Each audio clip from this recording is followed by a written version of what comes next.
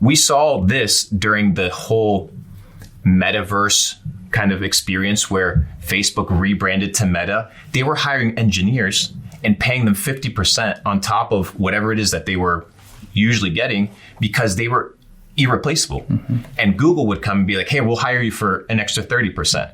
And because they're irreplaceable pieces, they secured their ability to transact. Mm.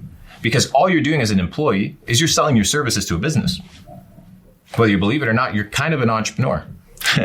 You've just labeled it differently with the W-2 or whatever it is that you have in the paperwork, depending on your country. But if you're the best at what you do, which this is fully in your control, select something that's in high demand by observing the marketplace.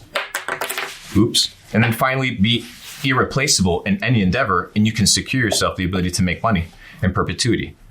So people are listening to this. So I actually totally understand this, but I'm thinking for people that won't, they might be asking themselves, well, what's not going to be replaceable? Maybe we could get into that today. Let's do it. What's high demand actually mean? Because you can create demand. Yes. I mean, Prime, for example, that drink wasn't in demand until they made it in demand. They partly did it through scarcity, right? So that we can teach people a little bit about how to become high demand, what high demand means. And then the best for me is a really interesting thing, because sometimes like the iPhone's not the best product. But actually, Samsung Android is a better product, but people still want the iPhone. So it's interesting because if you can get the high demand, you can almost outflank some of these things. Yes, but this is also considering that best doesn't necessarily mean tech.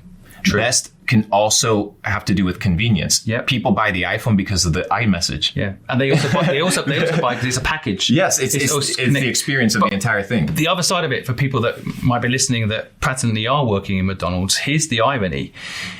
I've hired people who were a brilliant waiter in a restaurant. If they're the best in the restaurant, they're looking after customers, they're really attentive, they're polite, they're charming, whatever it is, they're using all their skills, they're being the best at it. I'm like, wow, I would like that person to come and work with me.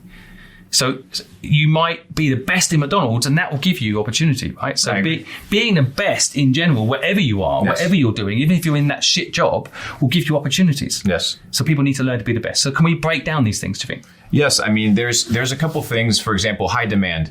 So there's two things with high demand, right?